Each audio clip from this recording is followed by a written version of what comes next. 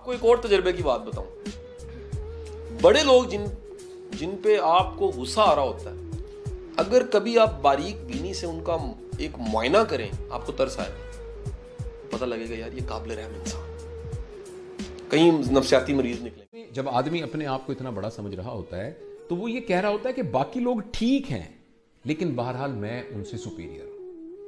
ऐसी सोच के नतीजे के अंदर बाकी लोगों की राय की अहमियत आपके नजदीक खत्म हो जाती है, जिसके नतीजे में आपकी ग्रोथ, जिसके नतीजे में आपकी अपनी सेल्फ डेवलपमेंट, जिसके नतीजे में आपकी अपनी लर्निंग। हो सकता है अपने उजब की किबर की कैफियत में आप और लोगों को नुकसान पहुंचाएं, मगर उजब की कैफियत में हो सकता है आप और लोगों को तो नुकसान ना पहुंचाएं लेकिन आप अपने आप को बहुत बड़ा नुकसान पहुंचाएं। तो प्रॉब्लम बड़ी कमाल की चीज है, वो आप प्रॉब्लम से सोल्यूशन, असल में सोल्यूशन को एक्सेप्ट करने के लिए बहुत लोगों में ना डिनायल होता है, डिनायल, वो रियलिटी बेस्ड नहीं होते, वो नहीं ये तो नहीं सकता। डिनाई करने वाला बंदा जिद्दी हो जाता है और जिद्दी के लिए मसलों का हल नहीं है। ये याद रखिए, फ्लेक्सिबल बंदा कोई ना कोई रास्ता ले लेता है, जिद्दी अकड़ा हुआ बंदा फंसता है।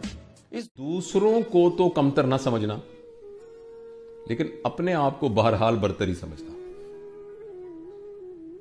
तो लिहाजा ये वो कैफियत है जिसमें बंदा ये कहता है कि आखिर लोग मेरी तारीफ कर रहे हैं तो कोई ना कोई बात तो है, आखिर इस जगह पर मैं पहुंचा हूं तो कुछ तो मेरे में अंदर है, आखिर कोई तो ऐसी बात है।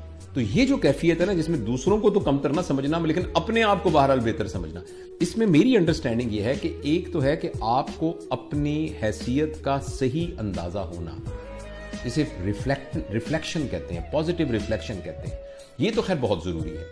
जितने लोग आपको अपने ओहदे को और अपनी हैसियत को और अपने इख्तियार को और अपनी बात को, जो मैंने कहा, अपनी बात को प्रोटेक्ट करने वाले नजर आ रहे होते हैं शिद्दत के साथ, और उसके लिए लड़ाइयाँ कर रहे होते हैं, उसके लिए इलेक्शन कर रहे होते हैं और उसके लिए पता नहीं क्या क्या कर रहे होते हैं, उसके लिए इश्तिहारात दे रहे होते हैं और शोर मचा रहे होते हैं, वो सारे अंदर से बेचारे डीप डाउन शदीद एहसास कमतरी में मुब्तला होते हैं। तो ये जो किबर है ये बहुत ही खौफनाक बीमारी। आपने देखा होगा कि आपके डिपार्टमेंट्स में और मुख्तलिफ सोशल गैदरिंग में अगर कोई शख्स एक बात कहे तो बहुत सारे लोग कहते हैं नहीं ये बात तो असल में मैंने कही थी। आपने देखा होगा कहीं कोई तस्वीर खींची जा रही हो तो लोग ये कोशिश करेंगे कि वो सेंटर में आए। अगर किसी जगह पे जिक्र किया जा रहा है तो लोग इस बात पे नाराज हो जाते हैं, तकरीर में मेरा क्यों नहीं जिक्र किया, मेरी कुर्सी क्यों नहीं आगे रखी थी, मुझे क्यों नहीं कहा गया। तो ये सारी के सारे इंडिकेटर्स हैं उस शख्स के जिसके अंदर किबर है। और ये जो किबर होना है ये बुनियादी तौर पर बहुत ही तकलीफ दे कैफियत है।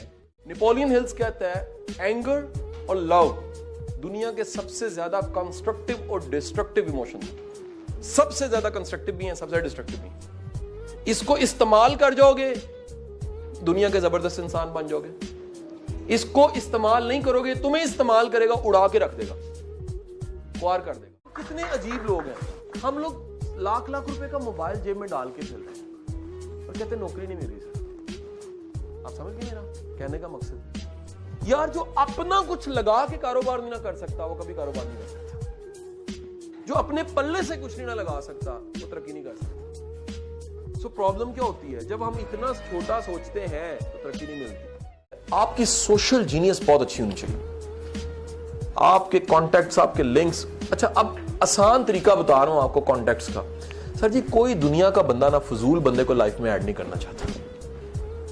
आप में कुछ होता है, लोग आपसे राब्ता भी करना चाहते हैं, आपसे मिलना भी चाहते हैं, आपको फ्रेंड भी बनाना चाहते हैं। लिस्ट आपको दे रहा हूं जिनके पीछे भागना नहीं चाहिए, खुद को ऐसा बनाना चाहिए पीछे आए। नंबर 1 इज पैसा, नंबर 2 इज शोहरत। ये जब भी भागेंगे ना नहीं मिलेगी आपको, बल्कि उल्टा बिस्ती मिल जाएगी। बड़े लोग बेचारे मशहूर होने के चक्कर में जलील हो जाते हैं।